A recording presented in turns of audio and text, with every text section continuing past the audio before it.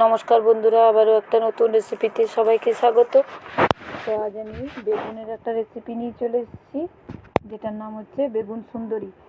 তো এই বেগুন সুন্দরীটা কিভাবে তৈরি করছি, রেসিপিটা প্রথম থেকে শেষ অবধি দেখার অনুরোধ রইল সকল বন্ধুদের। আশা করছি রেসিপিটা আপনাদের ভালো লাগবে। তো রেসিপিটা করার জন্য প্রথমেই আমি এই লম্বা লম্বা সাইজের বেগুনটা নিয়েছি, আর এই বেগুন সুন্দরী তৈরি করার জন্য এই লম্বা বেগুনটাই নিতে হবে। তো এই লম্বা বেগুনটা আমি নিয়েছি, আর এভাবে একটা বেগুনকে 4 টুকরো করে নিয়েছি লম্বাভাবে, আর ডাঁটিগুলো কিন্তু একদম রেখে দিয়েছি। এভাবে 4 টুকরো করে নিয়েছি একটা বেগুনকে। দেখুন, ভালো করে জলটা ঝরিয়ে নিয়েছি, ধুয়ে নিয়েছি, আর একটা থালার মধ্যে বেগুনগুলোকে নিয়ে নিচ্ছি। তো কয়েকটা বেগুন সাইডে সরিয়ে রেখে দিলাম, আর কিছুগুলো বেগুন থালার মধ্যে নিয়ে নিলাম। এবার এগুলোকে একটু ম্যারিনেট করে নেব। তো একটু হলুদ দিয়ে দিলাম, একটু নুন দিলাম, আর অল্প একটু কাশ্মীরি লঙ্কার গুঁড়ো দিয়ে দিচ্ছি। চাইলে এখানে কিন্তু ঝাল লঙ্কার গুঁড়োটাও ব্যবহার করতে পারেন। দিয়ে এবার সমস্ত জিনিসকে খুব ভালো করে হাতে মাখিয়ে নেব, যাতে বেগুনগুলো গায়ে গায়ে ভালো করে মাখা হয়ে যায়। এই রেসিপিটা সম্পূর্ণ নিরামিষ রেসিপি। এটা কিন্তু গরম ভাতের সঙ্গেও খেতে ভালো লাগবে, আবার রুটি পরোটার সঙ্গেও কিন্তু খেতে খুবই ভালো হয়। তো নিরামিষ দিনে একঘেয়েমি বেগুনের রেসিপি না খেয়ে এভাবে একবার তৈরি করে দেখুন। ভালো করে মাখিয়ে 5 মিনিটের জন্য আমি সরিয়ে রেখে দেবো। তো এইভাবে 5 মিনিট সাইডে রেখে ততক্ষণে কড়াইটাকে ভালো করে গরম হতে দিয়ে দেবো। আর এখানে মশলা হিসাবে যেটা ব্যবহার করব সেটা হচ্ছে, আমি এখানে 2 চামচ ছোটো চামচের পোস্ত নিয়েছি, আর এখানে 6 থেকে 7 কোয়া আমি নিয়েছি কাজু বাদাম। তো এই দুটোকে একসঙ্গে বেটে নেবো একটা কাঁচা লঙ্কা দিয়ে। আর আরও একটা বাটিতে মশলাটা রেডি করে নেব। জিরের গুঁড়ো নিলাম 1 চামচ, হাফ চামচ নিলাম ধনের গুঁড়ো, আর এখানে যেটা ব্যবহার করব সেটা হচ্ছে হলুদের গুঁড়ো দিলাম, আর অল্প একটু কাশ্মীরি লঙ্কার গুঁড়ো দিয়ে দেব। কাশ্মীরি লঙ্কার গুঁড়ো দিয়ে দিলাম, হাফ চামচের থেকে একটু বেশি দিলাম, এতে কালারটা সুন্দর আসবে। দিয়ে অল্প একটু জল দিয়ে ভালো করে মশলাটাকে একটু গুলে রেখে দেব।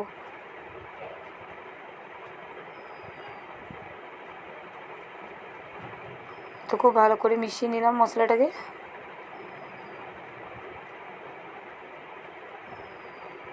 মশলাটা আমি মিশিয়ে সাইডে সরিয়ে দিলাম। ততক্ষণে কড়াইয়ে বেশ কিছুটা পরিমাণ, একটু বেশি পরিমাণ তেল এখানে দিতে হবে, কারণ বেগুনগুলোকে আমাকে ভেজে তুলে নিতে হবে। এবার তেলটা ভালো করে গরম হতে দিয়েছি, আর ম্যারিনেট করা বেগুনগুলো ভেজে নেব এবার আমি। তো এইভাবে তেলের মধ্যে দিয়ে ভালো করে ভেজে নেব, একটু কালার এসে যাওয়া পর্যন্ত, উল্টে পাল্টে। তো এইভাবে নেড়ে চেড়ে ভেজে নেব।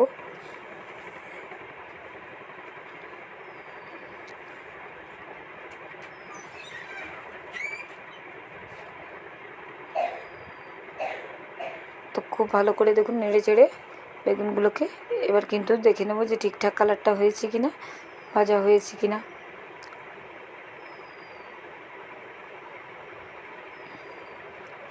এইভাবে কিন্তু সমস্ত বেগুনগুলোকে আমি ভেজে রেডি করে নেব। দেখুন এই পাশটা সুন্দর লাল হয়ে গেছে। তো এইভাবেই ঠিক বেগুনগুলোকে আমাকে ভেজে নিতে হবে। তো বেগুনটা ভাজা হয়ে গেছে, এবার তুলে নিচ্ছি। এইভাবে সমস্ত বেগুনগুলোকে ভেজে নেব আমি।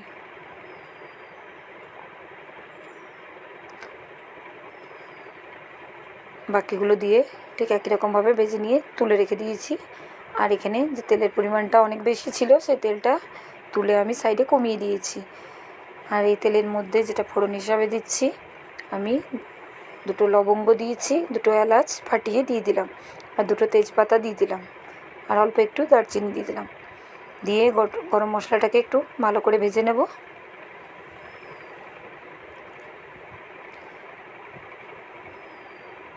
তো গরম মশলাটা বেশ ভালো করে আমার ভাজা হয়ে গেছে।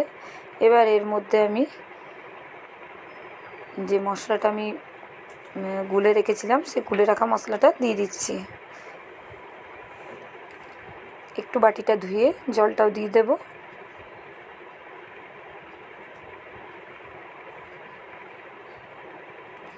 দিয়ে খুব ভালো করে এবার মিশিয়ে নেব। আর এর মধ্যে আমি 4 চামচের মতো টমেটো বাটা দিয়ে দিচ্ছি। আপনারা চাইলে টমেটোটাকে কুচি করেও ব্যবহার করতে পারেন। তো দিয়ে দিলাম, দিয়ে সমস্ত জিনিসকে খুব ভালো করে মিশিয়ে এবার ভালো করে কষিয়ে নেব মশলাটাকে তেল ছেড়ে দেওয়া অবধি।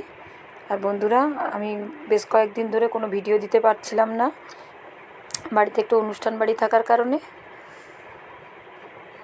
তো আজ কয়েকদিন ধরে আমি শর্ট ভিডিওই দিচ্ছিলাম, যেদিন যেদিন পাচ্ছিলাম, আবার হয়তো কোনো দিন পাচ্ছিলাম না। তো আজ অনেক দিন পর আবার একটা লং ভিডিও নিয়ে চলে এলাম। এবার আমি এখানে 1/2 চামচের মতো আদা বাটা দিয়ে দিচ্ছি, একটু গ্রেট করে দিয়ে দিলাম আদাটা, চাইলে এখানে বাটা আদাটাও ব্যবহার করতে পারেন।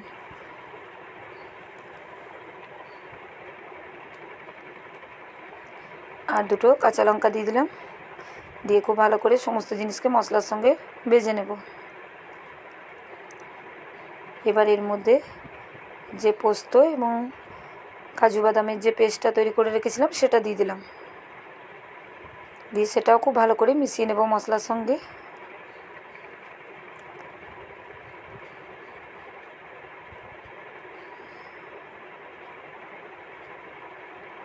খুব ভালো করে মিশিয়ে নিয়েছি 3 থেকে 4 মিনিট। আর এই পর্যায়ে এবার আমি এখানে গ্যাসটা কমিয়ে দিলাম। এবার আমি 3 চামচের মতো এখানে টক দই নিয়েছি, সেই টক দইটাকে ভালো করে একটু ফেটিয়ে নিলাম, সেটা এখানে দিয়ে দিলাম। আর দইটা দেওয়ার সময় কিন্তু গ্যাসের ফ্লেমটা কম রেখে দইটা দিতে হবে। দিয়ে খুব ভালো করে আবারও মিশিয়ে নিলাম। এবার এতে পরিমাণ মতো নুন দিয়ে দিলাম, আর অল্প একটু চিনি দিয়ে দেবো, এতে কিন্তু টেস্টটা ভালো আসবে। দিয়ে ভালো করে আবারও মিশিয়ে নেব সমস্ত জিনিসকে। বেশ অনেকক্ষণ ধরে আমার মশলাটাকে খুব ভালো করে কষানো হয়ে গেছে।